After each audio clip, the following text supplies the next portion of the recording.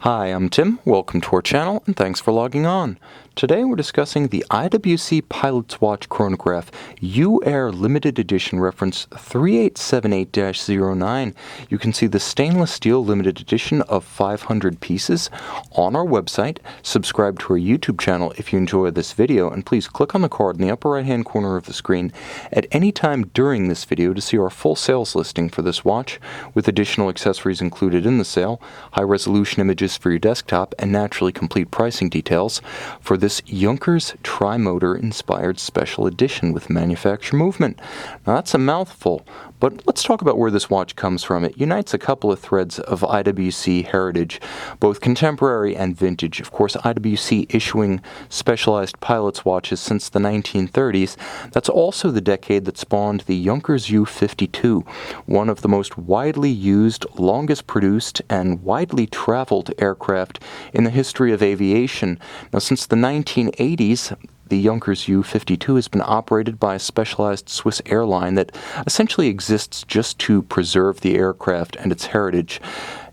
Now, IWC does sponsor the airline and features prominent sponsorship on the aircraft themselves.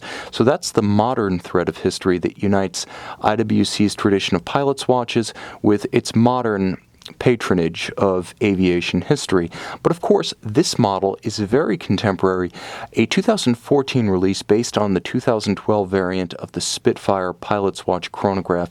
You can see the watch does differ from the Spitfire in a few important respects, and we'll get to those in a moment. But let's talk a little bit about the fit, because that does matter first and foremost. 43 millimeters across the round of the case, not including crown or chronograph pushers. The watch is fairly chunky, but not overwhelming. 15.4 millimeters thick. It does feature a nice step and sloped lip to the bezel, such that you should be able to get it underneath a sport jacket, a loose sweater, or a blazer sleeve. Now, from lug to lug, it's fairly large, but no larger than a 44 millimeter Panerai Luminor. 53.5 millimeters from lug to lug. The lugs are nice and short, and they downturn rather dramatically, as you can see, so it's easier to wear this watch on a small wrist than it might otherwise be. It's the curvature of the lugs that makes it wearable, and I would say wearable on a wrist as small as 14.5 to 15 centimeters in circumference. Now, while pilot's watches typically feature calfskin for their strap material, this is an upscale manufacturer movement chronograph, so IWC pulled out all the stops, going with the more rugged and more expensive alligator rather than calf. It's still beautifully profiled to look the part of an aviator's strap, and it has a massive sheer cut along its flanks, as well as supple calfskin on the underside. Now, it's paired with a substantial stainless steel IWC deployant clasp. With a watch this large, expensive, and heavy, the deployant, looping with the opposite side of the strap, gives you extra insurance against droppage while donning or removing at bedside at night. Now, the timepiece effectively takes the profile of all larger IWC pilot's watches. Really, everything from the big pilot's watch down to the pilot's chronograph has a similar case and lug profile, with the Mark series being distinctly different. So you can see the profile of the big pilot, albeit scaled down.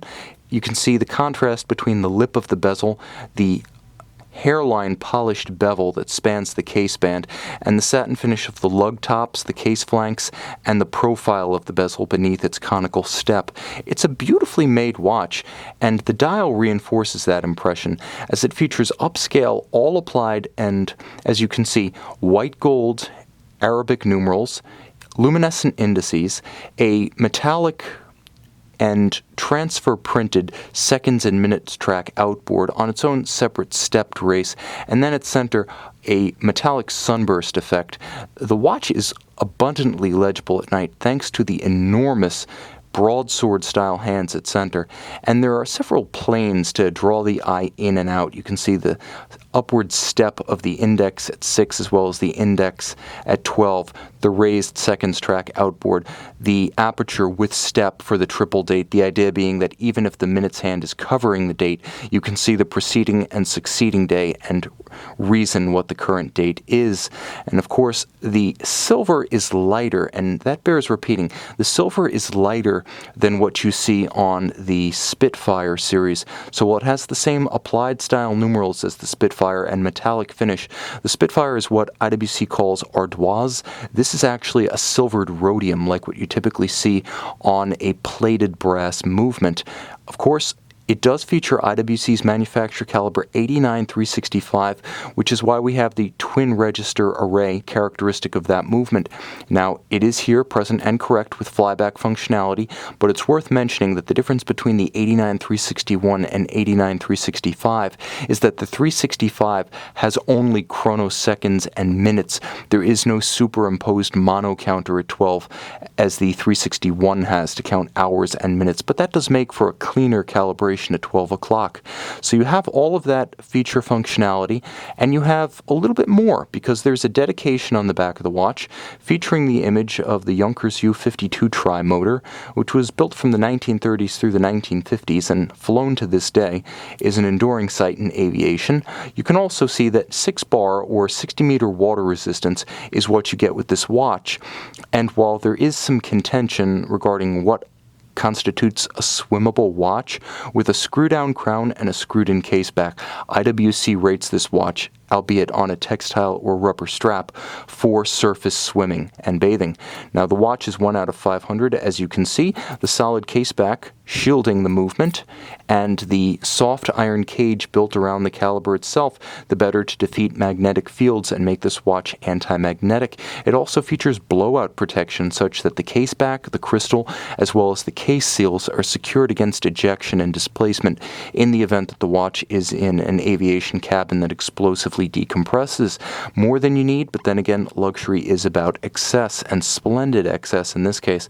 The movement, IWC's manufacturer 89-365, has a superb 68-hour power reserve, far more than the industry standard of 38 to 42, and it's energized by IWC's proprietary Peloton pawl-based bidirectional winding system.